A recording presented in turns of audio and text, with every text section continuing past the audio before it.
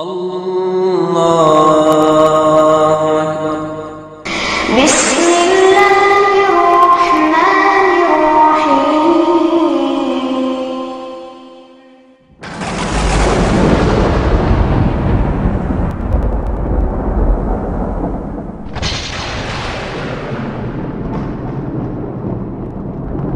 وقل جاء الحق وزهق الباطل إن الباطل كان زهوقا۔ السلام علیکم ورحمۃ اللہ وبرکاتہ۔ ان الحمد للہ نحمده ونستعینه ونستغفره ونؤمن به ونتوکل علیہ ونعوذ باللہ من شرور انفسنا ومن سیئات اعمالنا من يهده الله فلا مضل له ومن يضلله فلا هادي له وأشهد أن لا إله إلا الله وحده لا شريك له وأشهد أن محمدًا عبده ورسوله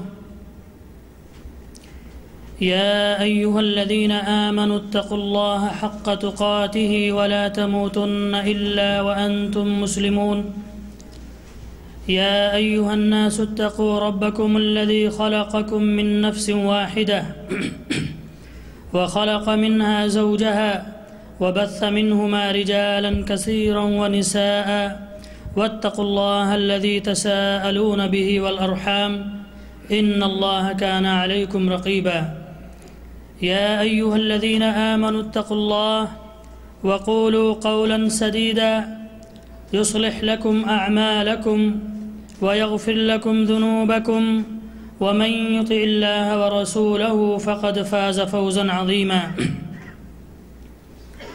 أما بعد فإن خير الحديث كتاب الله وخير الهدي هدي محمد صلى الله عليه وسلم وشر الأمور محدثاتها وكل محدثة بدعة وكل بدعة ضلالة وكل ضلالة في النار. أعوذ بالله من الشيطان الرجيم. يا أيها الذين آمنوا أطيعوا الله ورسوله ولا تولوا عنه وأنتم تسمعون. وقال تعالى في موضع آخر: من يطع الله والرسول فأولئك مع الذين أنعم الله عليهم من النبيين والصديقين والشهداء والصالحين وحسن أولئك رفيقا. قابل قدر دینی اور اسلامی بھائیوں، بزرگوں اور دوستوں، قابل احترام ہماری مائیں اور بہنیں،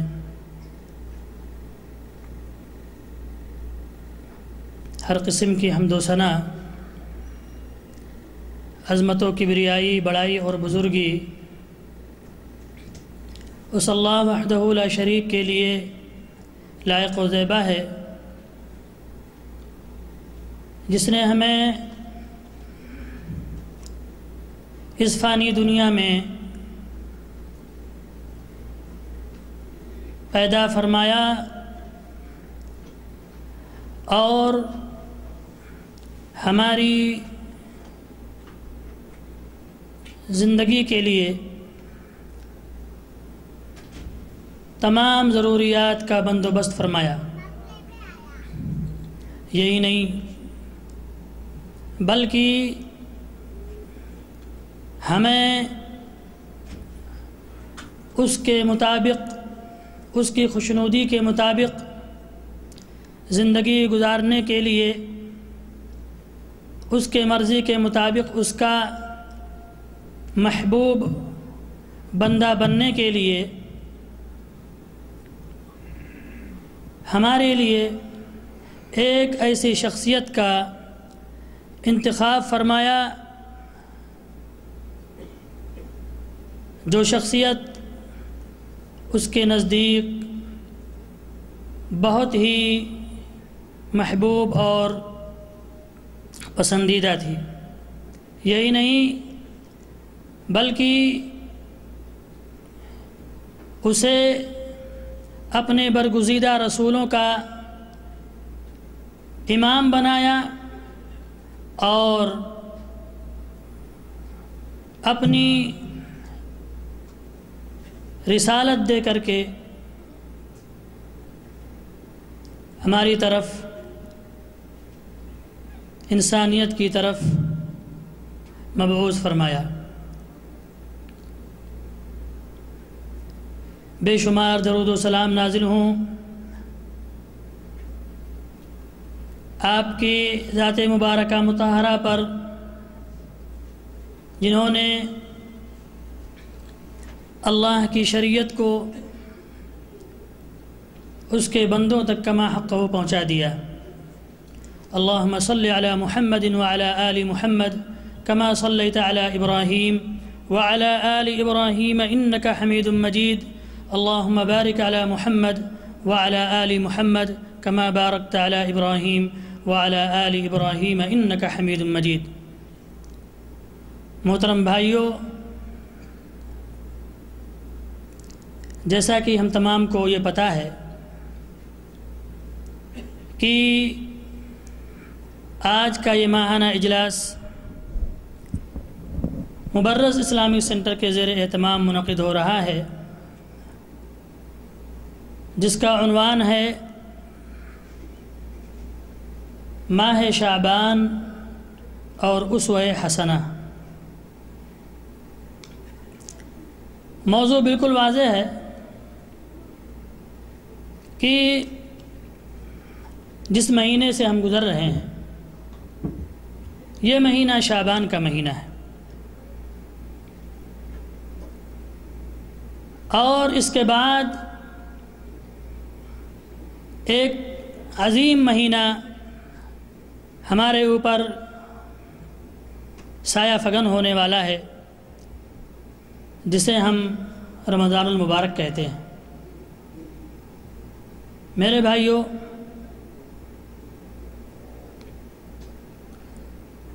اللہ کے نبی جناب محمد رسول اللہ صلی اللہ علیہ وسلم اس دنیا میں آخری نبی بنا کر اللہ تبارک و تعالیٰ کے دین اسلام کو لے کر کے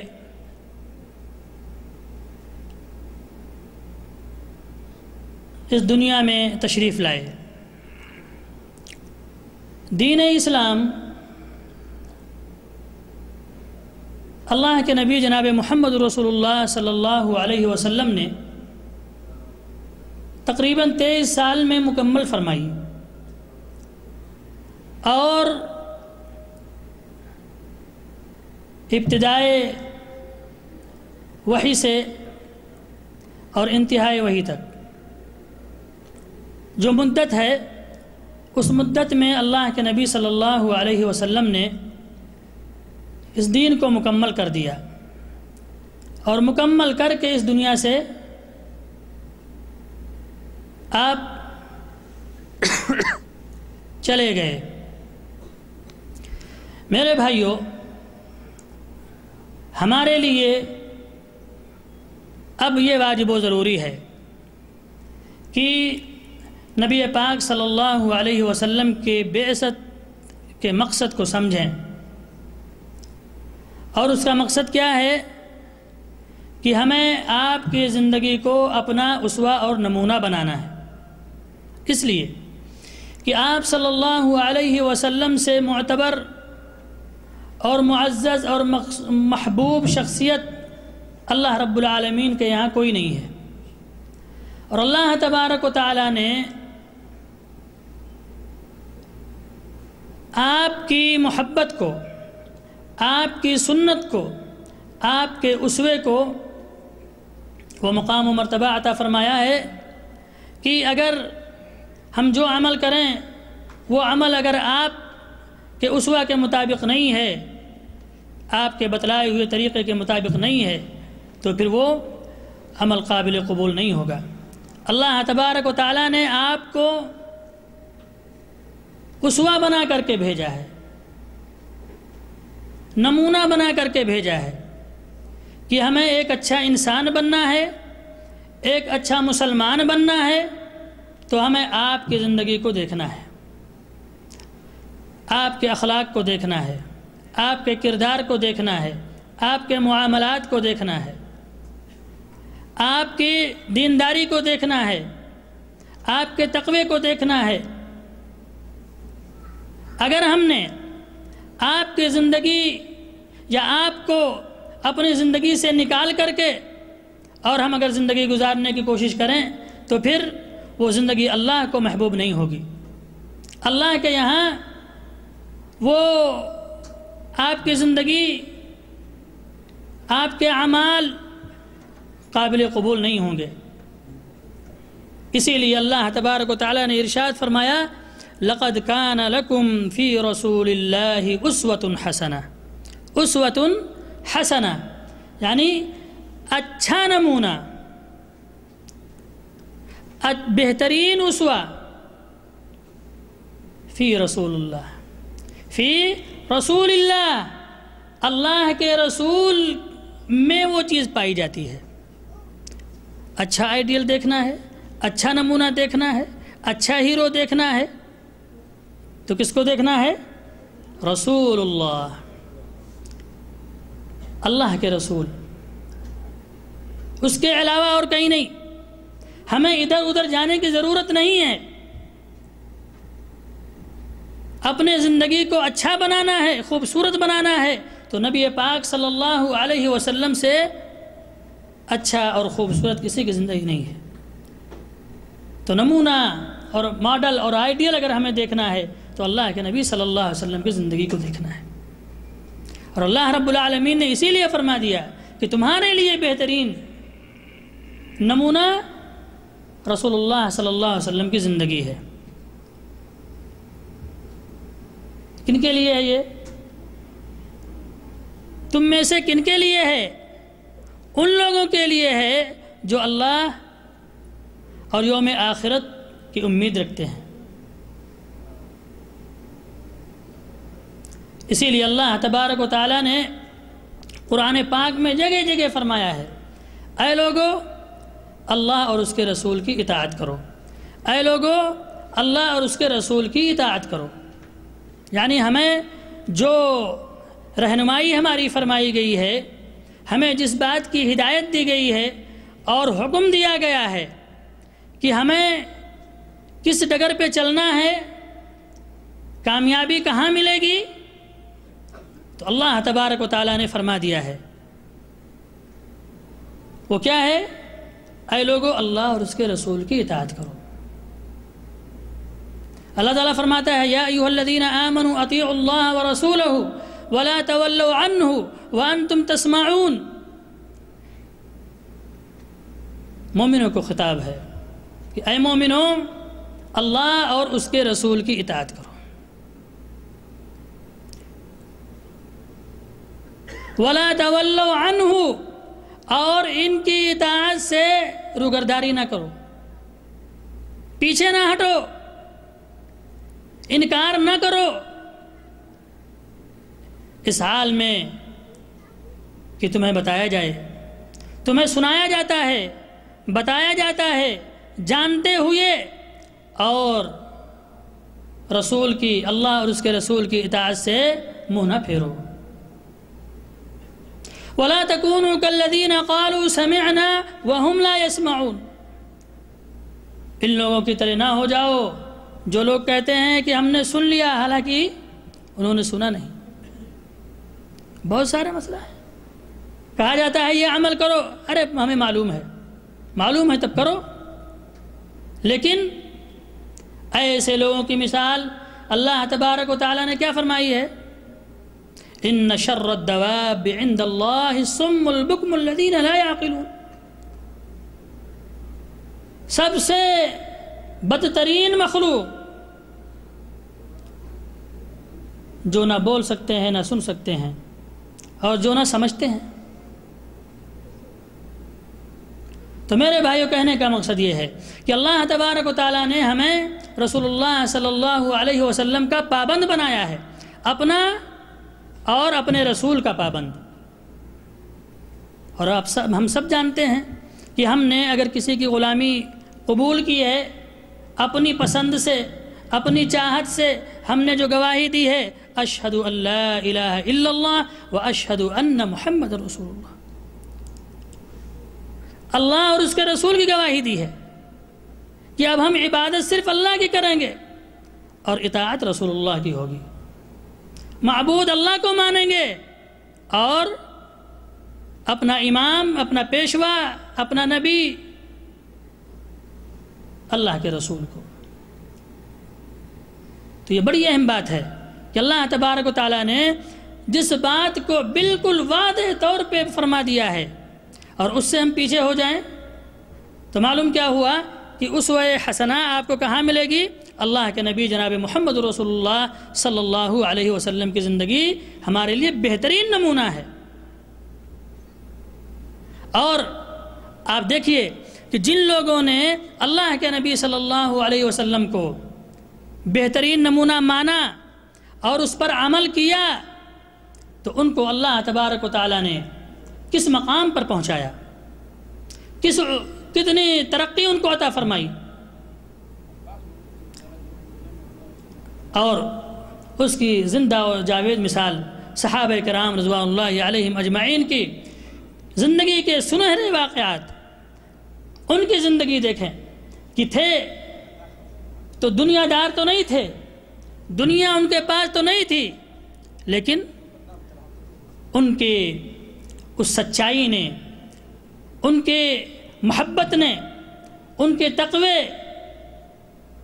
نے ان کی زندگی میں ایسا نکھار بخشا کہ رہتی دنیا تک لوگ ان کا ذکر خیر کریں گے، ان کو یاد کرتے رہیں گے۔ اور اللہ رب العالمین نے کیوں نہیں؟ اس لیے کہ ان برگزیدہ ہستیوں کو اپنے نبی کی صحبت کے لیے انتخاب فرمایا۔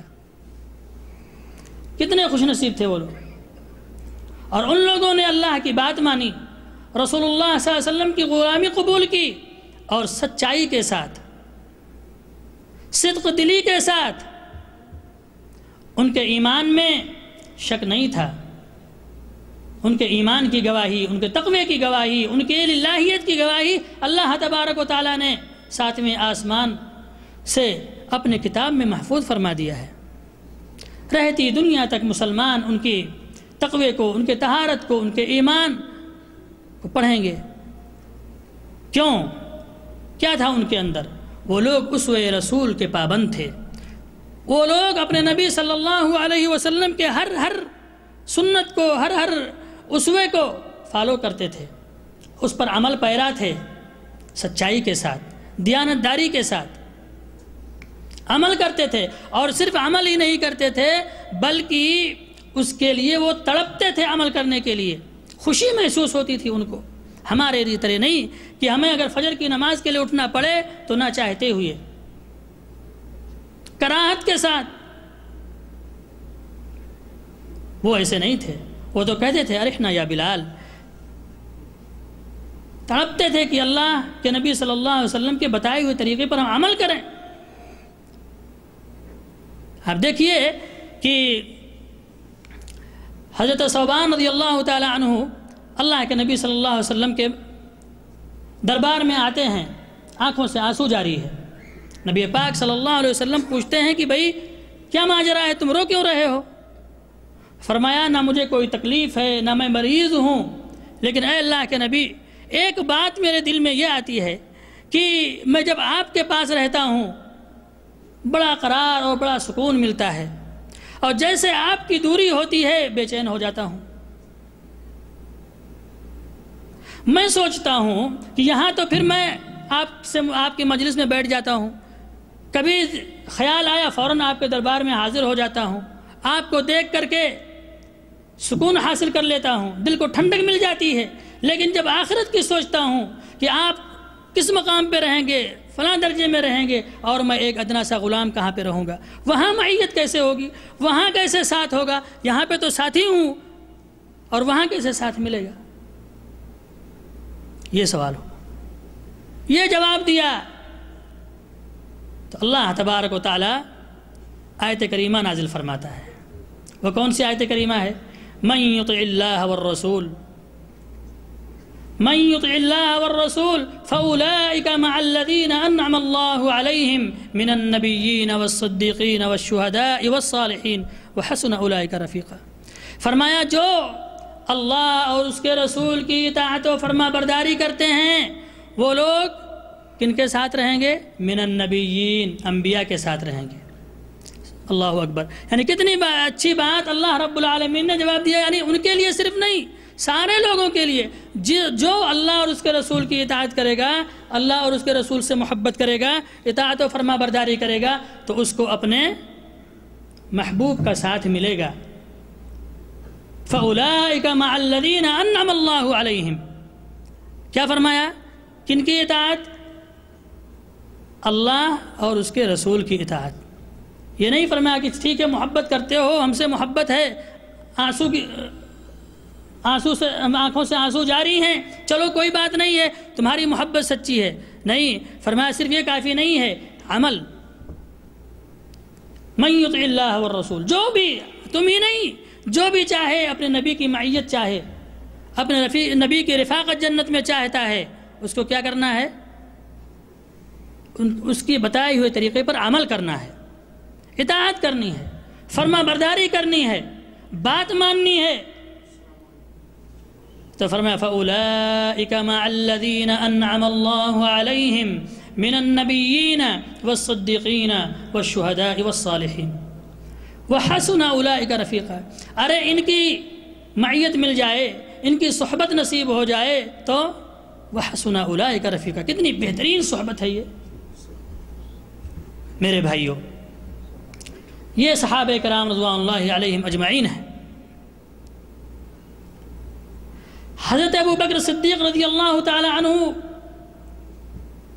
اپنے پہلے خطبے میں جب خلیفہ بنائے گئے تو سب سے پہلے خطبے میں آپ نے کیا فرمایا تھا کہ میں سنت پر چلنے والا ہوں، میں متبع ہوں، میں مبتدع نہیں ہوں۔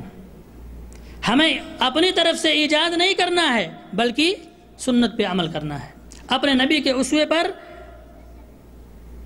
عمل کرنا ہے، ان کی اطاعت کرنی ہے، پیروی کرنی ہے۔ اسی طریقے سے ڈھیر سارے واقعات ہیں۔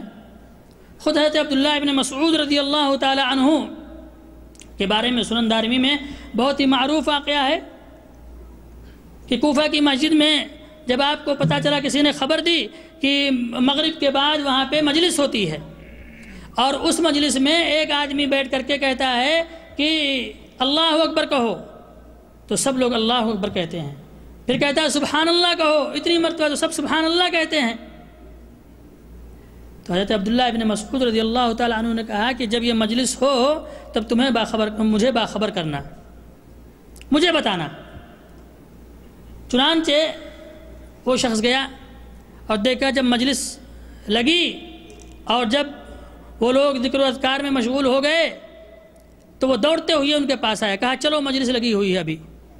وہ پہنچتے ہیں مسجد میں اور کہتے ہیں کہ ارے یہ کیا میں دیکھ رہا ہوں، یہ کیا کرنا شروع ہو گئے، کیا کرنے لگے تم، کیسی بدعت تم نے ایجاد کر لی، اللہ سے توبہ کرو۔ تمہیں تو ابھی صحابہ کرام کا زمانہ موجود، صحابہ کرام موجود ہیں، نبی پاک صلی اللہ علیہ وسلم کے استعمال کی ہوئی چیزیں موجود ہیں، اور تم اتنی جلدی تم نے بدعت کا دروازہ کھول دیا۔ انتم مفتتح باب ضلالہ، فرمایا تم نے گمراہی کا دروازہ کھولا ہے۔ دیکھو میرے بھائیوں، وہ لوگ کوئی غلط کام تو نہیں کر رہے تھے، ذکر کی مجلس تھی، ذکر کی محفل تھی، لیکن طریقہ رسول اللہ کا نہیں تھا، طریقہ رسول اللہ کا نہیں تھا۔ ذکر کرنا، استغفار کرنا، تسبیح کرنا، تمحید اللہ کی بیان کرنا، یہ تو اللہ رب العالمین نے حکم دیا ہے، فاذکروا اللہ ذکرا کثیرا، خوب ذکر کرو اللہ تعالیٰ کا۔ لیکن کیسے کرنا ہے؟ وہاں پر لوگوں نے خاص مجلس بنا لی تھی، خاص وقت، خاص تعداد۔ اس خصوصیت کو اللہ کے نبی صلی اللہ علیہ وسلم سے یہ خصوصیت ثابت نہیں تھی، اس وجہ سے حضرت عبداللہ ابن مسعود رضی اللہ تعالی عنہ نے انہیں ان کو منع فرمایا۔ اسی طریقے سے حضرت حذیفہ رضی اللہ تعالی عنہ نے کیا فرمایا؟ فرمایا کہ ہر بدعت، ہر وہ طریقہ جو رسول اللہ صلی اللہ علیہ وسلم سے ثابت نہیں ہے، جو آپ کے صحابہ نے نہیں کیا ہے، وہ سب بدعت، ہر بدعت کیا ہے؟ گمراہی ہے۔ وَإِن رَآهَا النَّاسُ حَسَنًا، گرچہ لوگ اس کو اچھا تصور کیوں نہ کریں، لوگوں کے نگاہ میں وہ اچھا کیوں نہ ہو، لیکن اللہ کے نگاہ میں اچھا وہی ہوگا جو رسول اللہ صلی اللہ علیہ وسلم اور آپ کے اصحاب نے کیا۔ اس لیے اسوہ حسنہ کو ہمیں پکڑنا ہے، وہی حسنہ ہے، وہی اسوہ حسنہ ہے جو رسول اللہ صلی اللہ علیہ وسلم سے ثابت ہے، جو صحابہ کرام رضوان اللہ علیہم اجمعین نے اپنے نبی کو دیکھ کر کے اپنے نبی کی موجودگی میں جس کو اپنایا، جس پر عمل کیا ہے، وہی اسوہ حسنہ ہے۔ اور اس کے علاوہ سب بدعت، سب گمراہی، سب بری ہے، گرچہ لوگ اس کو اچھا تصور کیوں نہ کریں۔ صحابہ کرام رضوان اللہ علیہم اجمعین کہ یہی ہمیشہ سے یہی کوشش رہتی تھی کہ وہ اللہ کے نبی صلی اللہ علیہ وسلم اپنے نبی کے بتائے ہوئے طریقے پر عمل کریں۔ اسی لیے میرے بھائیوں، اگر ہمیں بھی اچھا بننا ہے، اگر ہمیں بھی اچھا طریقہ اپنانا ہے، تو اللہ کے نبی صلی اللہ علیہ وسلم کے طریقے کو ہمیں اپنانا پڑے گا۔ تو اسوہ حسنہ آپ دیکھیے کہ ہم اس مہینے میں،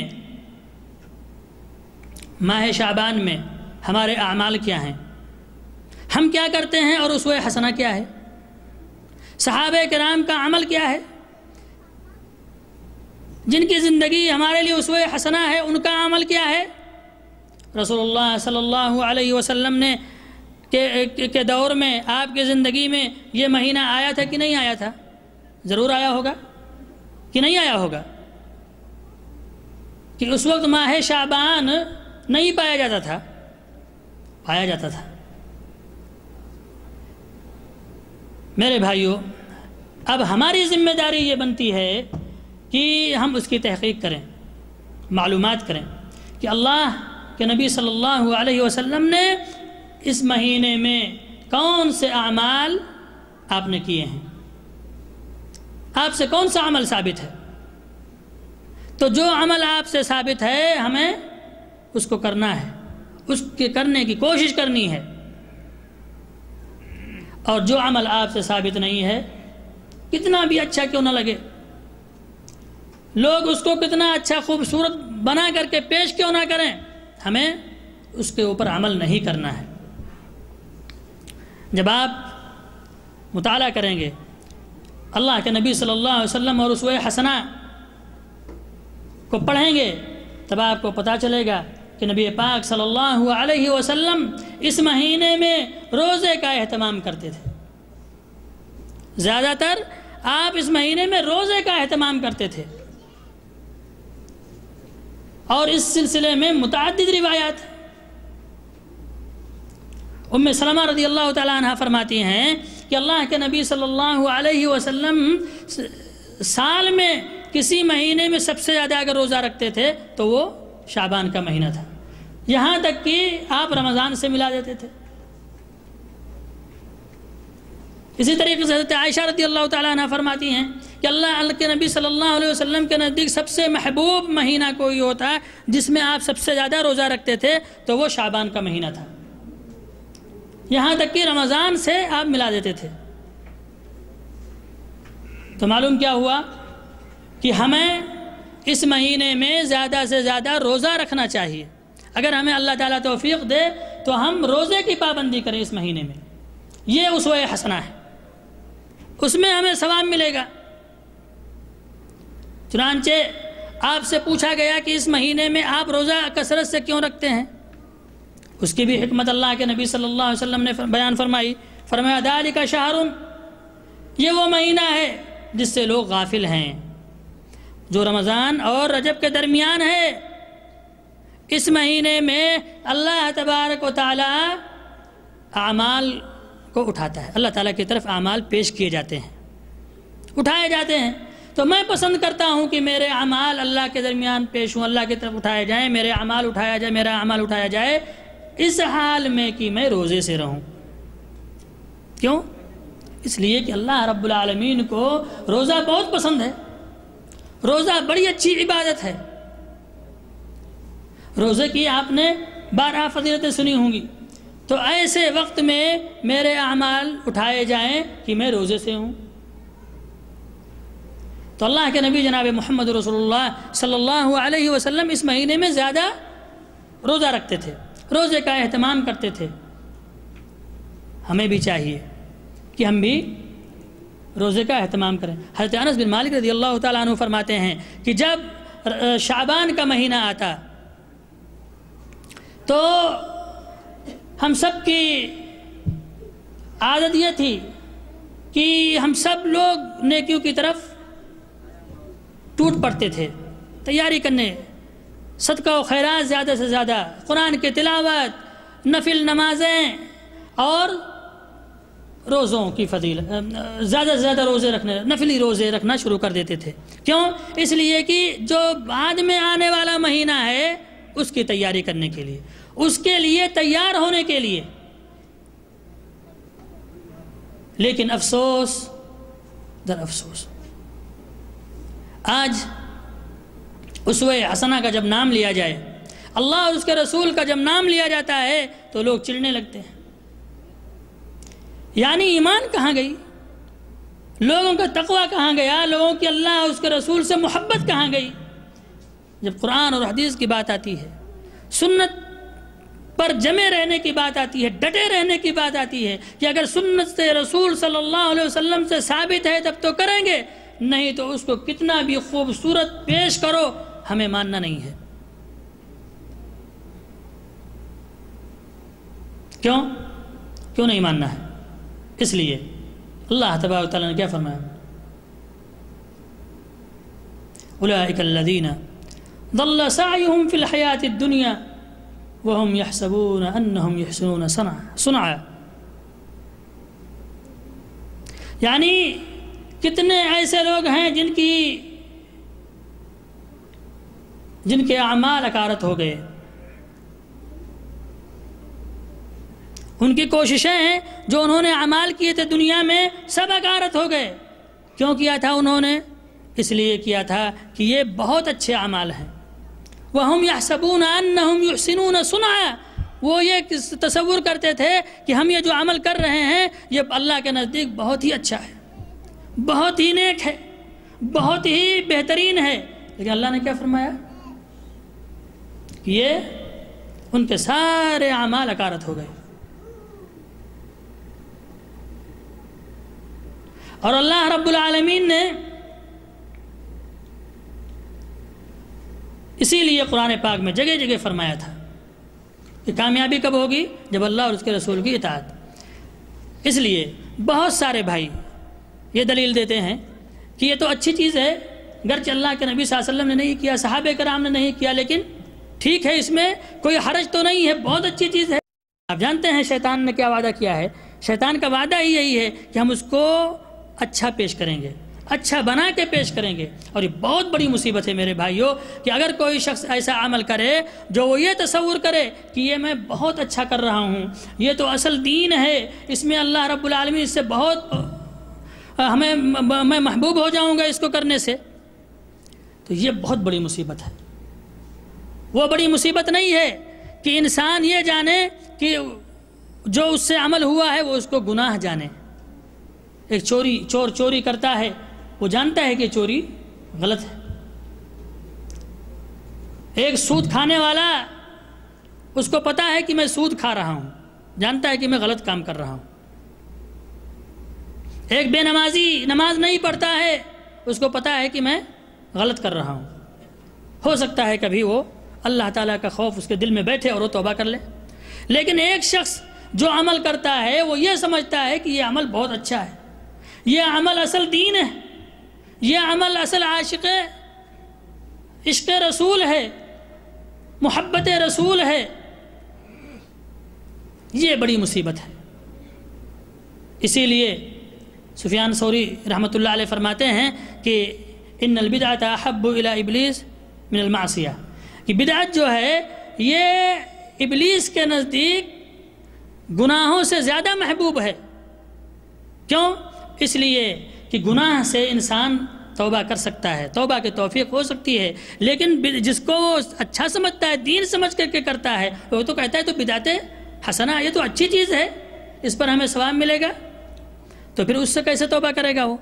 تو شیطان اس سے زیادہ خوش ہوتا ہے۔ بدعت شیطان کے نزدیک بہت محبوب ہوتی ہے۔ تو کہنے کا مقصد یہ ہے میرے بھائیوں کہ آج امت مسلمہ بدعت کا دل دادا ہو گئی ہے، اسی پر فریفتہ ہوتی ہے، رنگ برنگی۔ جب یہ کہا جاتا ہے اللہ اور اس کے رسول کی اطاعت کرو تو لوگوں کو چڑ محسوس ہوتی ہے۔ ارے ہمارے بڑے، ہمارے بزرگ، ہمارے یہ، ہمارے وہ، کیا ان کی بات غلط ہے؟ تو یہ چیز آج سمجھ میں نہیں آتی ہے۔ جب یہ کہا جاتا ہے کہ اللہ اور اس کے رسول کی اطاعت کرو، یہی صحیح ہے، ایک اللہ کو پکارو، یہی اصل منہج ہے۔ میں آج ایک ویڈیو دیکھ رہا تھا، یعنی حیرت ہوتی ہے لوگوں کی جسارت پر کہ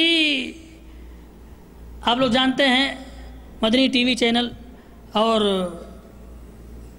الیاس قادری فتویٰ دے رہا تھا، کسی نے پوچھا کہ یا علی کہنا کیسا ہے، تو اس نے کیا کہا؟ یہ تو اصل دین ہے، کہا یہ تو اصل دین ہے۔ استغفر اللہ، نعوذ باللہ، یعنی اس طریقے سے لوگ دین کو بگاڑ کر رہے ہیں۔ وَمَن يَدْعُ مِن دُونِ اللَّهِ مَا لَا يَنْفَعُكَ وَلَا يَضُرُّكَ، اللہ تعالیٰ کیا فرماتا ہے؟ وَلَا تَدْعُ مِن دُونِ اللَّهِ مَا لَا يَنْفَعُكَ وَلَا يَضُرُّكَ فَإِنْ فَعَلْتَ فَإِنَّكَ إِذًا مِنَ الظَّالِمِينَ۔ وَلَا تَدْعُ مِن دُونِ اللَّهِ، اللہ کے علاوہ کسی کو نہ پکارو، نہ پکارو، یہ قرآن کہتا ہے۔ اے نبی آپ بھی نہ پکاریں، اور اگر آپ نے ایسا کیا تو پھر فَإِنَّكَ إِذًا مِنَ الظَّالِمِينَ، آپ بھی ظالم ہو جائیں گے، کسی کو نہیں۔ لیکن بڑی جسارت کے ساتھ کہتا ہے کوئی یہ تو اصل دین ہے، وہ تو ان کی روحیں ابھی بھی قادر ہیں مشکل کشائی کے لیے، حاجت روائی کے لیے۔ تو جب ایسی محبت اور لوگ اس پہ نعرے لگا رہے ہیں، اس کو شاباشی دے رہے ہیں، جب اس طریقے سے جب دین کے بگاڑنے والے شیطان جب بیٹھ جاتے ہیں میرے بھائیوں، تو پھر دین کا عالم کیا ہوگا؟ کیوں؟ یہی وجہ ہے کہ آج ہم اصل دین سے دور چلے گئے ہیں، سمجھتے ہیں کہ وہی دین ہے۔ جب یہ کہا جاتا ہے اطیعوا اللہ و اطیعوا الرسول، اللہ اور اس کے رسول کی اطاعت کرو، یہ بات سمجھ میں نہیں آتی ہے۔ کہتے نہیں مشکل کشا، حاجت روا، غریب نواز، وہ ہیں فلاں ہیں۔ لیکن یہ بات کب قرآن فرماتا ہے سورہ احزاب میں، یہ بات کب سمجھ میں آئے گی، حقیقت کب سمجھ میں آئے گی؟ جب اللہ تعالیٰ فرماتا ہے یوم تقلب وجوہہم فی النار یقولون یا لیتنا اطعنا اللہ و اطعنا الرسول، جب جہنم میں بھوجا جائے گا، الٹایا پلٹایا جائے گا، اس وقت دماغ ٹھکانے آئے گی اور کیا کہیں گے؟ یا لیتنا، تب افسوس کریں گے کس چیز کا؟ وہ حقیقت، ارے اس وقت تو کہتے تھے کہ اللہ رسول کی اطاعت کرو، اللہ اس کے رسول کی بات مانو، یا لیتنا اطعنا اللہ و اطعنا الرسول، کاش کہ ہم نے اللہ اور اس کے رسول کی اطاعت کی ہوتی۔ کیا کہیں گے؟ اپنی بات نہیں ہے، قرآن پاک کہتا ہے، وہ منظر پیش کرتا ہے، وہ دربار عالیہ قیامت کا منظر پیش کرتا ہے کہ جب ظالموں کو جہنم میں ڈالا جائے گا تو اس وقت یہ وہ حقیقت کا اقرار کریں گے۔ اور آپ جانتے ہیں جب ڈنڈے پڑتے ہیں، جب مارا جاتا ہے کس کے، تب لوگ جرم اپنا قبول کرتے ہیں، تو اس وقت ان کے دماغ ٹھکانے آئیں گے اور کیا کہیں گے؟ یا لیتنا اطعنا اللہ و اطعنا الرسول، کاش کی جو لوگ کہتے تھے اللہ اور اس کے رسول کی اطاعت کرو، قرآن اور سنت پر چلو، تو ہم نے کیا کیا؟ ہم نے نہیں مانی ہے۔ کاش کی ہوتی، اگر اطاعت کی ہوتی اللہ اور اس کے رسول کی، تو آج ہم یہاں نہیں ہوتے۔ پھر غلطی کیا ہوئی؟ کیا کہیں گے؟ وقالوا ربنا انا اطعنا سادتنا، کیا کہیں گے؟ کہ اے ہمارے پروردگار، وہ کہیں گے اے ہمارے پروردگار انا اطعنا سادتنا، ہم نے اپنے بڑوں کی، پیروں کی، بزرگوں کی اطاعت کی، وکبرانا، بڑوں کی، اپنے بڑوں کی، ہم نے اپنے بنائے ہوئے اماموں کی، بزرگوں کی، ولیوں کی ہم نے کیا کی؟ ان کی پیروی کی۔ فَأَضَلُّونَ السَّبِيلَ، تو انہوں نے ہمیں گمراہ کر دیا، ہمیں گمراہ کر دیا۔ یہ بات آج چیخ چیخ کر کے بتلایا جاتا ہے، سمجھایا جاتا ہے، سنایا جاتا ہے، بلایا جاتا ہے، آؤ سنو اللہ اور اس کے رسول کی بات اور اطاعت کرو اللہ اور اس کے رسول کی۔ یہی دین ہے، یہی اسوہ حسنہ ہے، یہی تعلیمات انبیاء ہے، لیکن ہمارے پلے یہ بات نہیں پڑتی ہے، اور لوگوں کی شعبدہ بازیاں ہم سنتے ہیں، ادھر ادھر کی باتیں سن لیتے ہیں، کرامات جن کا دور سے حقیقت سے تعلق نہیں رہتا ہے وہ ہمارے سمجھ میں آ جاتی ہے، اور اس پر سبحان اللہ واہ واہ کہتے ہیں۔ وہ بات ہمارے بہت جلدی سمجھ میں آتی ہے، اور یہی وجہ ہے کہ انہی اندھی تقلیدوں میں، انہی بزرگان، ہم اپنے بنائے ہوئے اولیاء کی محبت میں ہم آ کر کے ہم نے اپنے دین کا بھی سودا کیا، اپنے عقیدہ اور ایمان کا سب کا سودا کر دیتے ہیں۔ اور یہی وجہ ہے کہ آج ہمارے یہاں یہ مہینہ یہاں کی طرح سادہ نہیں نظر آتی۔ آج کتنی تاریخ ہے؟ 14 یہاں کی ہے، شاید 12 ہے، لیکن یہ سنسان، کہیں کوئی اپنے یہاں یہ عالم نہیں۔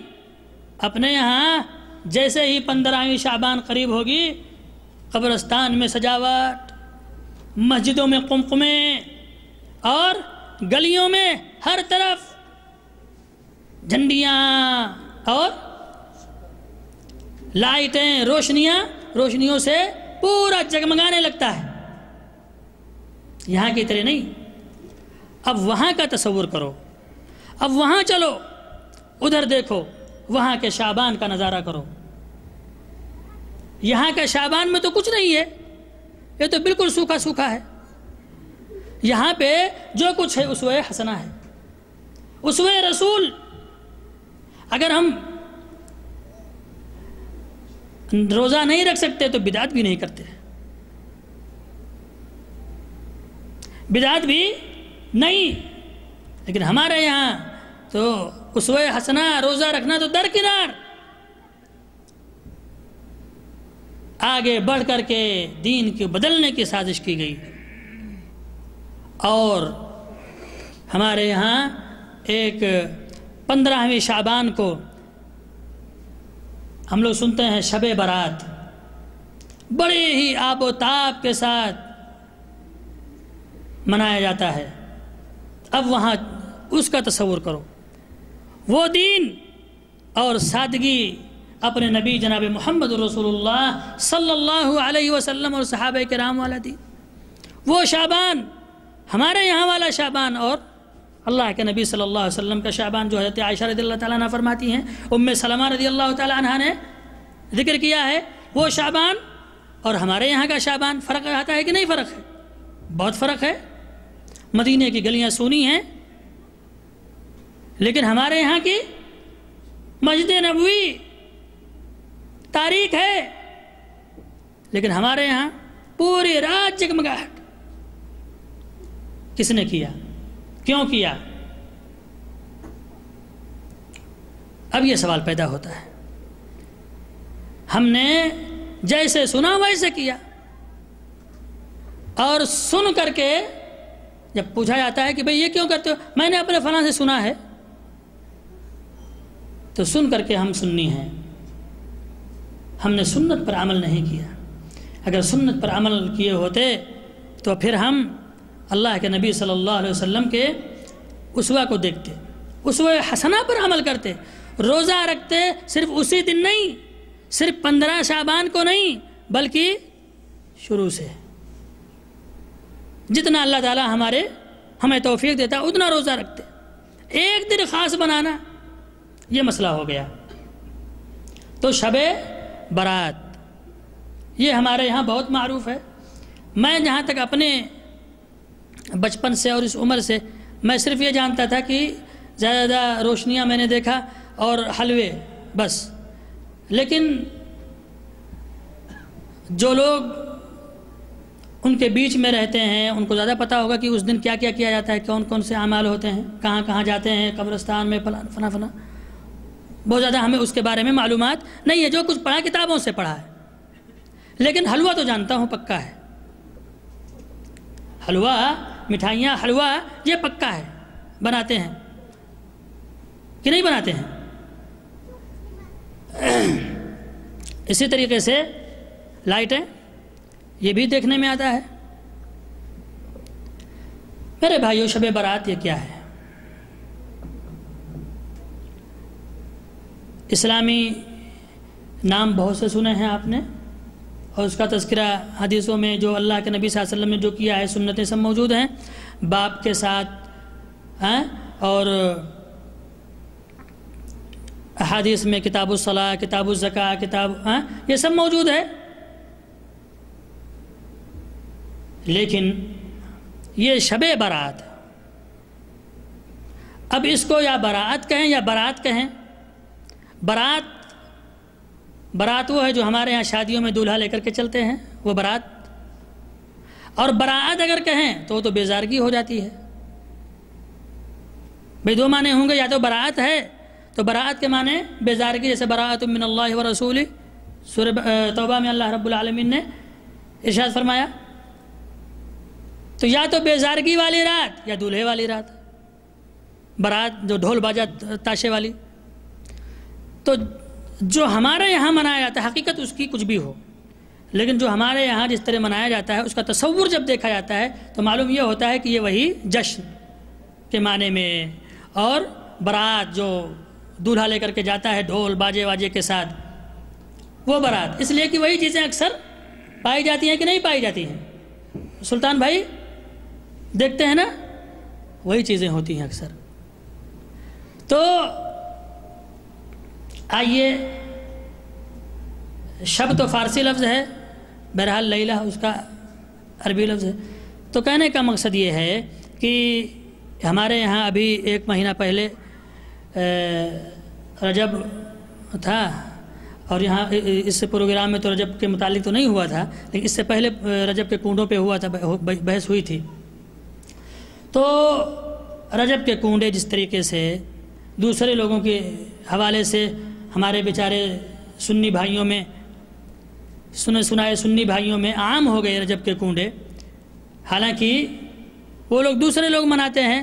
امیر معاویہ، حضرت معاویہ رضی اللہ تعالیٰ عنہ کی وفات کی خوشی میں، اور ہمارے سنی مسلمان سمجھتے ہیں کہ ہم اچھا کر رہے ہیں.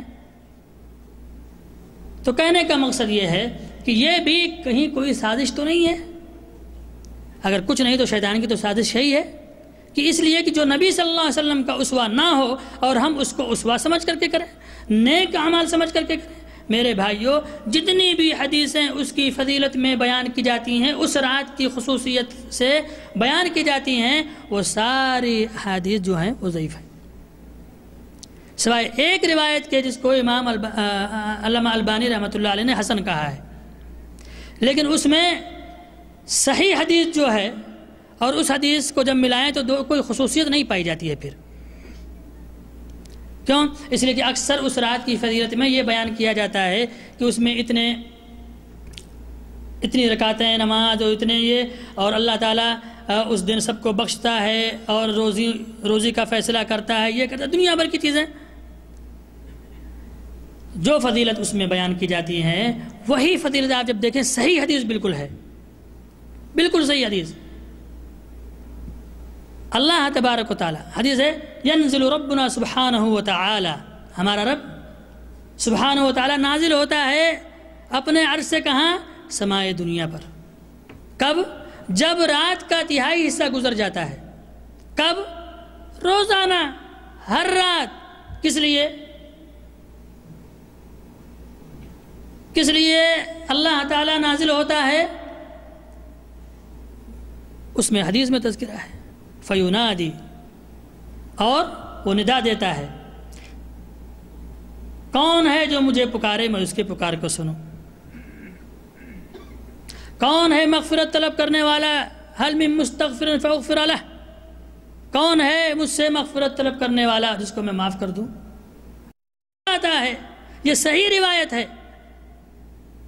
ہر روز کوئی اللہ کی رحمت بہت وسیع ہے میرے بھائیو، رحمان رحیم ہے، رحمتاً واسعہ، اس کی رحمت بہت وسیع، ایک دن نہیں، روزانہ آپ پچھلی پہر اٹھ کر کے اللہ سے مانگیں، وہ آتا ہی ہے دینے کے لیے، مغفرت بخشش طلب کریں، وہ آتا ہے معاف کرنے کے لیے،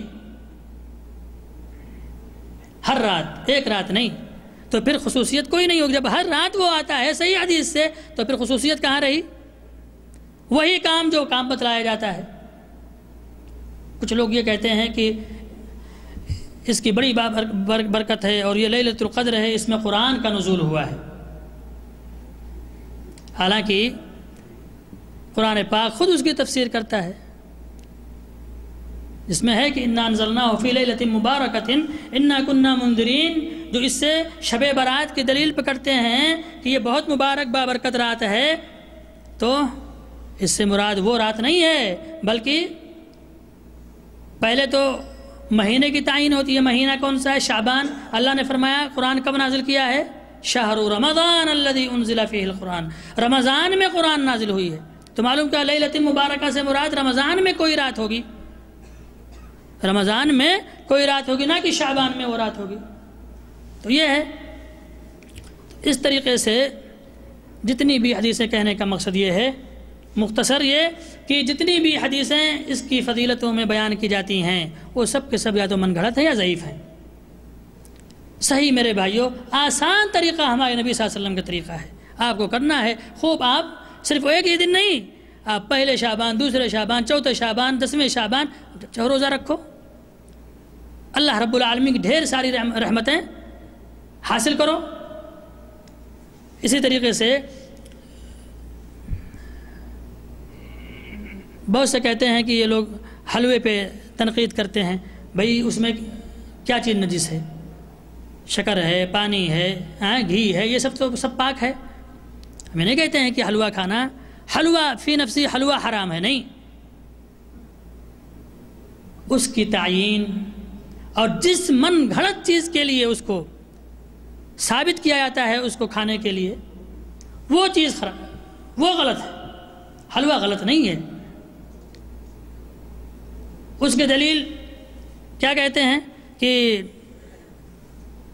غزوہ احد میں اللہ کے نبی صلی اللہ علیہ وسلم زخمی ہوئے تھے، دندان مبارک، تو آپ کے دانت ٹوٹ گئے تھے، تو آپ کوئی سخت چیز نہیں کھا پاتے تو آپ نے حلوہ پکا کر کے کھایا، من گھڑت گڑی ہوئی چیز، اللہ کے نبی صلی اللہ علیہ وسلم نے حلوہ کھایا، تو ان کی محبت میں ہم کھاتے ہیں، تو ٹھیک ہے، محبت کس کو کہتے ہیں کہ انہی کی طرح آپ بھی کریں، ہے کہ نہیں؟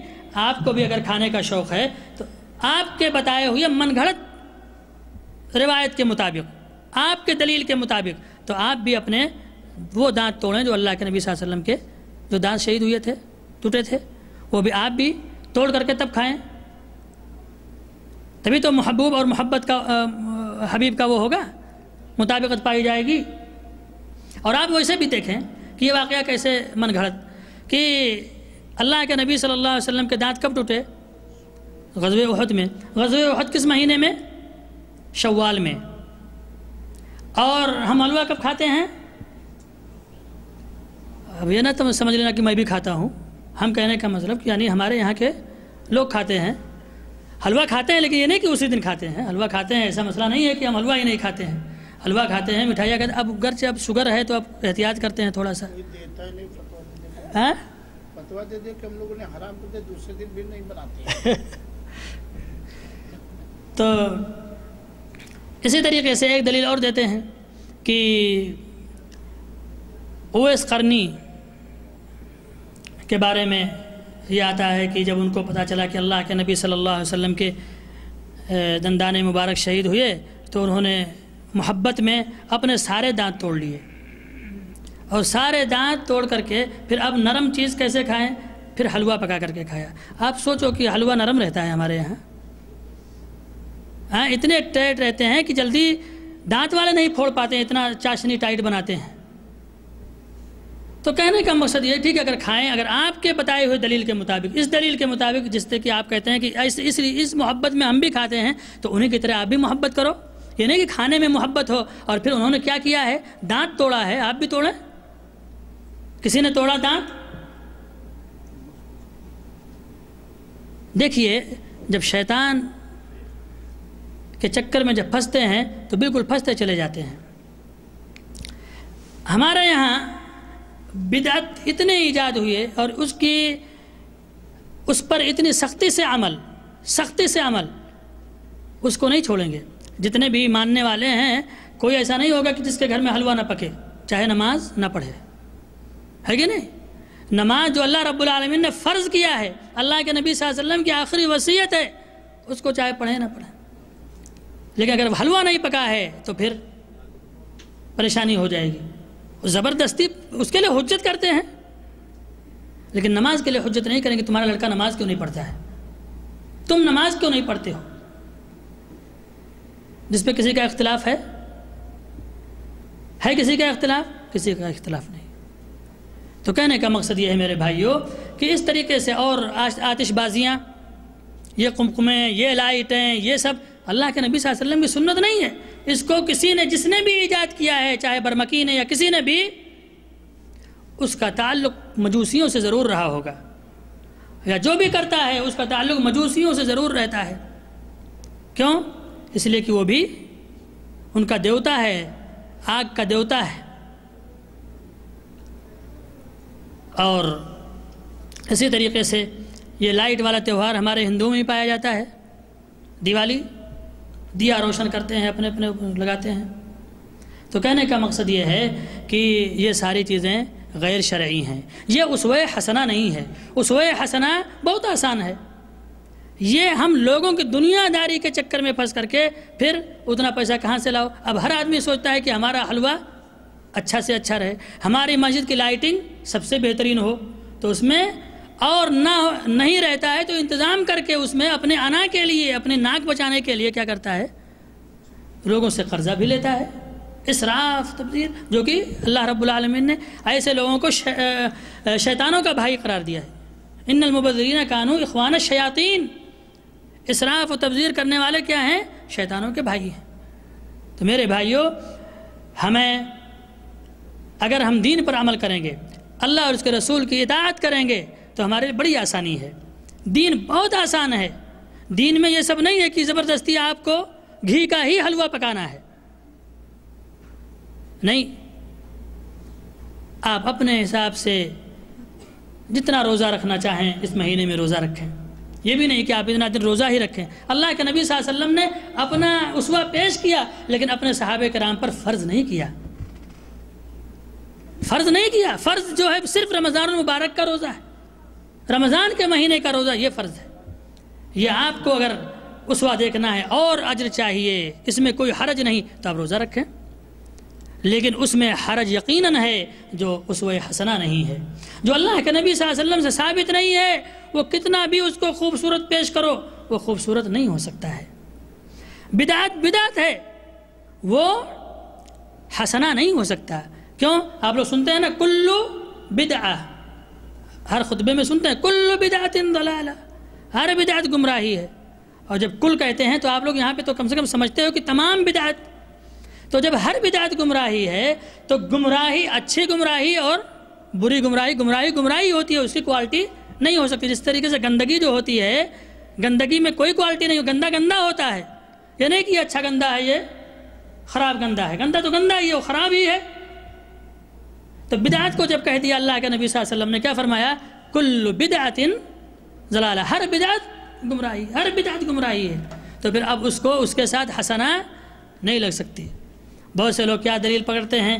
وہ حدیث ہے جس میں من سنہ سنتن حسنتن، لیکن ان کو یہ نہیں معلوم ہے کہ اللہ کے نبی صلی اللہ علیہ وسلم کیا فرمایا. سنت جس نے ایجاد کیا، جس نے سنت کا احیاء کیا، جس نے چھوڑی ہوئی سنت کو لوگوں میں عام کیا، وہ مراد ہے. اس سے بدعت نہیں، سنت کہا ہے، بدعت نہیں کہا کہ جس نے بدعت ایجاد کیا. تو کہنے کا مقصد یہ ہے میرے بھائیوں کہ ہمیں اگر واقعی اللہ اور اس کے رسول کی خوشنودی حاصل کرنی ہے اور وہاں داروغے کے ڈنڈے سے بچنا ہے، عذاب جہنم سے بچنا ہے، اور قبل اس کے کہ ہم بھی وہی کہیں یا لیتنا اطعنا اللہ و اطعنا الرسول، کاش کہ ہم نے بھی اللہ اور اس کے رسول کی اطاعت کی ہوتی، اپنے ولیوں، پیروں، بزرگوں ان کے پیچھے اگر ہم نہ چلے ہوتے، تو وہ دن آنے سے پہلے میرے بھائیوں ہم سنبھل جائیں، ہم خود نیک ہو جائیں اور سدھر جائیں، اور اپنے بھائیوں، رشتہ داروں، اعزاء و اقارب، احباب ان کو بھی سدھاریں، اپنے دوستوں کو، اور اس خطاب کو اور اس دعوت کو عام کریں۔ اللہ کے نبی جناب محمد رسول اللہ صلی اللہ علیہ وسلم نے یہی کہا تھا کہ کتاب و سنت یہ دو چیزیں میں چھوڑ کر کے جا رہا ہوں، اسی کو مضبوطی سے تھامے رہنا، اور جب تک اس کو مضبوطی سے پکڑے رہو گے کبھی بھی گمراہ نہیں ہو سکتے ہو۔ لیکن جب قرآن اور حدیث کی بات جب آتی ہے تو لوگ مذاق اڑاتے ہیں۔ آج دور یہ ہے، افسوس یہ ہے کہ آج لوگ مذاق اڑاتے ہیں، ٹھٹھا اڑاتے ہیں، ان کو یہ نہیں پتا ہے کہ مذاق اڑانے والا اللہ کے نبی صلی اللہ علیہ وسلم کی بات وہ کر رہا ہے، کسی اور کی شخصیت کی نہیں۔ کس کی بات ہو رہی؟ اللہ کی۔ کس سے مانگو؟ اللہ سے مانگو۔ کس سے نہ مانگو؟ غیر اللہ سے نہ مانگو۔ یہ تو کہا جاتا ہے غیر اللہ میں اللہ کے علاوہ جتنے بھی ہیں سب شامل ہیں، سب شامل ہیں، اور نبی کی اطاعت کرو، رسول اللہ صلی اللہ علیہ وسلم کے بتائے ہوئے طریقے پر چلو، سب نے یہی کہا ہے۔ تو ہمارے سمجھ میں وہ بات نہیں آتی ہے، وہ اتنے بڑے ہیں، وہ بہت بڑے عالم ہیں، کیا وہ غلط بات کہیں گے؟ تو عالم ہمارے لیے دلیل اللہ کے نبی صلی اللہ علیہ وسلم نہیں بتلایا۔ اگر یہ ہوتا تو اللہ کے نبی صلی اللہ علیہ وسلم یہ پیش کوئی کرتے کہ بھئی اپنے دور میں بڑے بڑے عالموں کے پیچھے چلنا، یہ نہیں کہا، بلکہ کیا کہا؟ کتاب اللہ سنت رسول، علیکم بسنتی، میری سنت کو لازم پکڑنا، کتاب اللہ جو ہمیشہ تمہارے ہاتھوں میں رہے گا، ہمیشہ ہمارے ہاتھوں میں، اس کی ہم نے قدر نہیں کی، تو اسی وجہ سے آج ہم گمراہ ہو گئے، نت نئی بدعتیں ایجاد ہو گئیں، کتاب اللہ سنت رسول سے ہم دور ہو گئے۔ اب ان کے یہاں، جن کے یہاں یہ چیزیں پائی جاتی ہیں، آپ دیکھو قرآن کی کتنی اہمیت ہے، اس لیے کہ منع کیا ہے قرآن آپ ترجمے سے نہیں پڑھنا، قرآن ترجمے سے پڑھو گے تو نعوذ باللہ گمراہ ہو جاؤ گے۔ ایک عالم کو میں نے اپنے کانوں سے یہ کہتے ہوئے سنا کہ نعوذ باللہ قرآن کو سمجھنا اور اس پر عمل کرنا آگ میں قدم رکھنے کے برابر ہے، گویا آگ میں قدم رکھ رہا ہے۔ عالم، مشہور عالم، ہمارے یہاں کا طاہر گیاوی جن کا نام ہے، اس نے کہا قرآن اور سنت پر عمل کرنے والوں کا مذاق اڑا رہا ہے۔ ہم نے جب نبی پاک صلی اللہ علیہ وسلم کی حدیث پیش کی کہ اے لوگو اللہ کے بندیوں کو مسجدوں میں آنے سے نہ روکو، اس کا بھی مذاق اڑایا جائے۔ ارے تمہیں بہت شوق ہے عورتوں کو اپنی مسجدوں میں لانے کا، کبھی ہماری مسجدوں میں لا کر کے تو دیکھو۔ اس طریقے سے مذاق اڑایا جاتا ہے کتاب اللہ سنت۔ فیصلہ وہاں پہ ہوگا کون سچا ہے، کون سچا ہے، اور سچائی کی دلیل قرآن دیتا ہے، اللہ اور اس کے رسول کی بات۔ ہم تو کسی اور کو، تیسرے کو نہیں لاتے ہیں بیچ میں۔ یہی چیز ہے، جو بھی شخص بیچ میں کسی شخصیت کو لا کر کے کہے کہ نہیں یہ ہمارے لیے بڑے، ان کی بات پتھر کی لکیر نہیں، پتھر کی لکیر صرف مدینے والے کی بات ہے، اللہ کے نبی جناب محمد رسول اللہ صلی اللہ علیہ وسلم کی بات ہے، کہ جو بات بھی کرتے ہیں تو وہی ہوتی ہے۔ وما ينطق عن الهوى ان هو الا وحی یوحى، کہ زبان رسالت سے جو بھی بات نکلتی ہے وحی الہی ہوتی ہے۔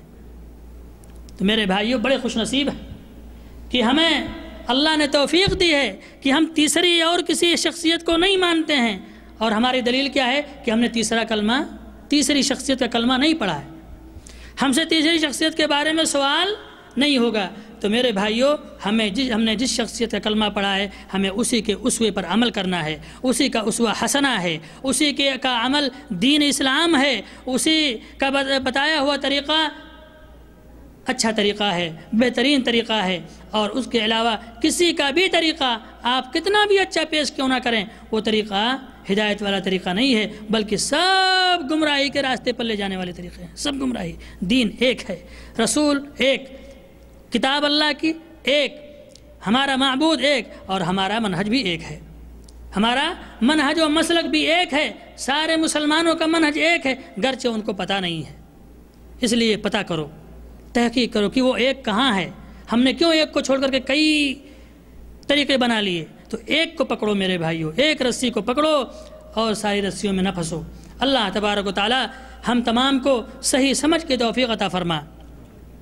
ہمیں اللہ رب العالمین یہ توفیق دے کہ ہم جب تک اس دنیا میں زندہ رہیں تیرے حبیب جناب محمد رسول اللہ صلی اللہ علیہ وسلم کے اسوہ اور طریقے پر ہم عمل کر کے تجھ سے ملاقات کریں، اور قیامت کے دن جب یہ کہا جائے گا کہ جو جس سے محبت کرتا تھا، جو جس کا ماموم ہے، جو جس کو امام اپنا مانتا تھا، وہ اپنے امام کے ساتھ اٹھے، تو اے اللہ ہم بھی قیامت کے دن اپنے امام جناب محمد رسول اللہ صلی اللہ علیہ وسلم کے ساتھ ہم اٹھیں، آپ کے جماعت میں رہیں، اور آپ ہی کے ساتھ ہمیں بھی جنت میں داخلہ ملے، اور اپنی آنکھوں سے اللہ کے نبی صلی اللہ علیہ وسلم کو دیکھیں، اور آپ کی رویت مبارکہ ہمیں نصیب عطا فرما، اور ہمیں اللہ کے نبی جناب محمد رسول اللہ صلی اللہ علیہ وسلم کے ہاتھ سے قیامت کے دن حوض کوثر پہ بھی جام پینے کا شرف عطا فرما۔ میرے بھائیوں، اللہ تبارک تعالی ہمارے اس مجلس کو قبول فرمائے، اور اس لیے کہ آپ جانتے ہیں کہ اس دور میں کس کو فرصت ہے دیندار بننے کا، اکثر تو دنیا، تو یہ بہت بڑی نعمت ہے اور بڑا اللہ رب العالمین کا کرم ہے کہ اللہ نے آپ کو توفیق دی۔ دیکھیے کہ اللہ نے کیا فرمایا، ہدایت کس کو دے گا؟ جس کو وہ پسند کرتا ہے کہ نہیں؟ تو آپ کا دین سے محبت کرنا، دینی مجلس میں آنا، کسی بھی حساب، چاہے فیملی ہی کی وجہ سے آنا پڑے، ہے کہ نہیں؟ چاہے فیملی ہی کو لانا پڑے، کسی بھی حساب سے آئے تو اللہ کے گھر میں، اللہ کی مجلس میں، یہ اللہ سے محبت کی علامت ہے، اور اللہ کی محبت آپ کے لیے یہ بھی ثبوت ہے۔ کیوں؟ اللہ تعالیٰ نے فرمایا انک لا تہدی من احببت ولکن اللہ یہدی من یشاء، یعنی اے نبی آپ جس کو پسند کریں ہدایت نہیں دے سکتے، اللہ جس کو چاہے ہدایت دے۔ یہاں آنے کے لیے اللہ نے آپ کو پسند کیا، آپ کو چنا، اور تو بہت سارے لوگ ہیں کیوں نہیں آئے، آپ ہی کیوں آئے؟ اس لیے کہ اللہ نے آپ پر اپنی خصوصی رحمت فرمائی ہے، آپ کو چنا ہے اور آپ تشریف لائے، اور اس رحمت کو اب اللہ نے پسند کیا ہے تو پھر آپ بھی اللہ کو پسند کریں۔ کبھی ایسا نہ کریں کہ چلو بھائی ہم نے آیا پھر چلے، نہیں، اس سے بھی محبت، صدق کی محبت کا ثبوت دیں۔ توفیق دیا، ایک مرتبہ آ گئے تو اب اس کی مجلس کو کبھی نہیں چھوڑیں گے، اس کے گھر کو کبھی نہیں چھوڑیں گے۔ تو اس لیے سچے بنو، سچی محبت، کہ جب تک ہم دینی مجلس میں ہم شامل نہ ہو جائیں ہمیں سکون اور قرار نہ ملے۔ جب تک کہ ہم اللہ کے گھر تشریف نہ لائیں، 5 وقت کی نمازیں پابندی سے نہ پڑھ لیں، اس وقت سکون نہ ملے۔ کس چیز کا سکون؟ کہ ہم نے اپنے نبی کی اسوہ حسنہ پر عمل کیا، اس کا سکون، وہ لت والی نہیں، وہ عادت والی نہیں۔